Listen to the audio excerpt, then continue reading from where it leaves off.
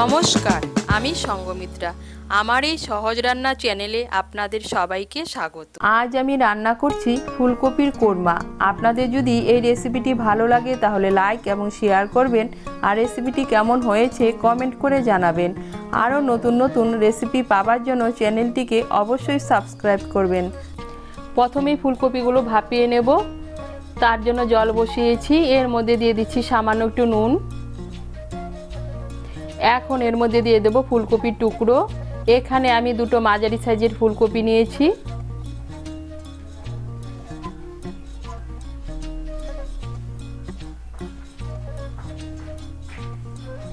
ফুলকপিগুলোকে হালকা করে ভাপিয়ে নেব।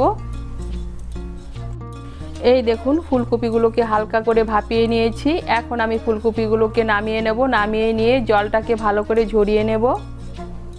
আবার কড়াই বসিয়েছি, এর মধ্যে দিয়ে দিয়েছি সাদা তেল। তেলটা গরম হয়ে গিয়েছে। এর মধ্যে প্রথমে আমি পেঁয়াজ বেরেস্তাটা বানিয়ে নেব।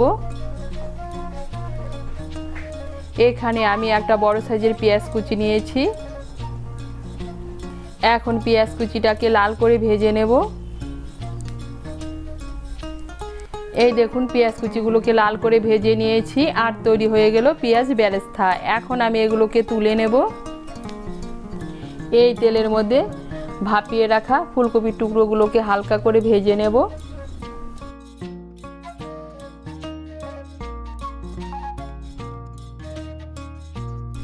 এই দেখুন, ফুলকপির টুকরোগুলোকে হালকা করে ভেজে নিয়েছি।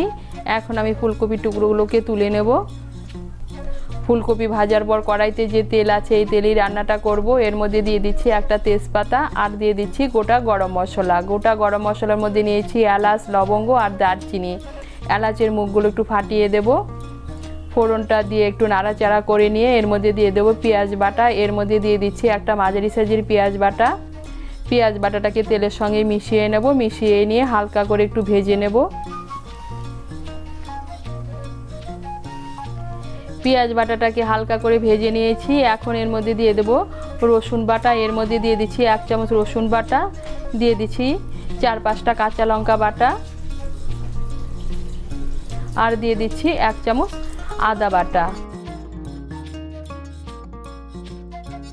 আদা বাটা, রসুন বাটা আর কাঁচা লঙ্কা বাটাটাকে মিশিয়ে নেব। মিশিয়ে নিয়ে আদা, রসুন আর কাঁচা লঙ্কা বাটার কাঁচা গন্ধটা চলে যাওয়া পর্যন্ত ভেজে নেব।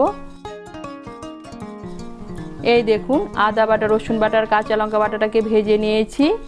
এখন এর মধ্যে দিয়ে দেবো গুঁড়ো মশলা। এর মধ্যে দিয়ে দিচ্ছি 1 ছোট চামচ ধনে গুঁড়ো আর দিয়ে দিচ্ছি 1/2 চামচ কাশ্মীরি লঙ্কার গুঁড়ো।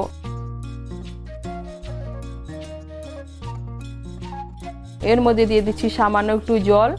জলটাকে মিশিয়ে নিয়ে মশলাটাকে তেলের সঙ্গে মিশিয়ে নেব। মিশিয়ে নিয়েছি। এখন এর মধ্যে দিয়ে দেবো টক দই। এর মধ্যে আমি দিয়ে দিচ্ছি 2 চামচ টক দই। টক দইটাকে আমি ভালো করে ফেটিয়ে নিয়েছি। টক দইটাকে ভালো করে মিশিয়ে নেব।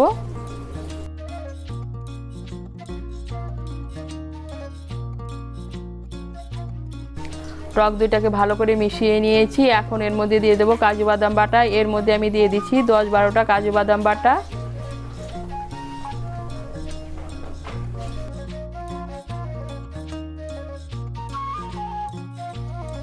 কাজু বাদাম বাটাটাকে মিশিয়ে নেব। মিশিয়ে নিয়েছি। এখন এর মধ্যে দিয়ে দেব স্বাদ মতো নুন।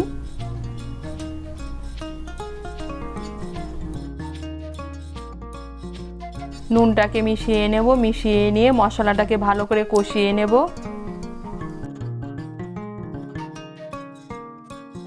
এই দেখুন, মশলাটাকে ভালো করে কষিয়ে নিয়েছি। মশলা থেকে তেল ছেড়ে দিয়েছে, তার মানে মশলাটা ভালো করে কষানো হয়ে গিয়েছে। এখন এর মধ্যে দিয়ে দেব ভেজে রাখা ফুলকপির টুকরোগুলো। ফুলকপির টুকরোগুলোকে ভালো করে মশলার সঙ্গে মিশিয়ে নেব। মিশিয়ে নিয়ে ফুলকপির টুকরোগুলোকে মশলার সঙ্গে একটু কষিয়ে নেব। এই দেখুন, ফুলকপির টুকরোগুলোকে মশলার সঙ্গে ভালো করে কষিয়ে নিয়েছি। এখন এর মধ্যে দিয়ে দেব নারকেলের দুধ। এর মধ্যে আমি দিয়ে দিচ্ছি 1 কাপ নারকেলের দুধ। আমি এখানে নারকেলের দুধ ব্যবহার করছি, আপনারা গরুর দুধও ব্যবহার করতে পারেন।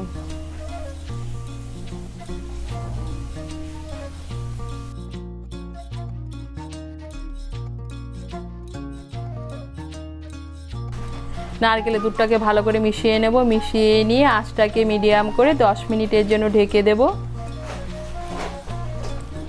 আঁচটাকে মিডিয়াম করে 10 মিনিটের জন্য ঢেকে দিয়েছিলাম।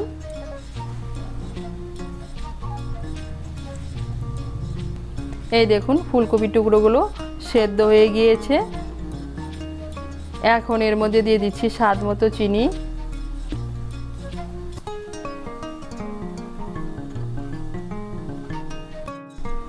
আর দিয়ে দিচ্ছি হাফ ছোট চামচ গরম মশলার গুঁড়ো।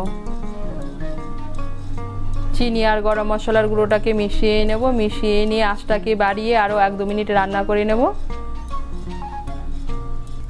আঁচটাকে বাড়িয়ে 1 মিনিটের মতো রান্না করে নিয়েছি। এখন এর মধ্যে দিয়ে দিচ্ছি পেঁয়াজ বেরেস্তা বা পেঁয়াজ ভাজা।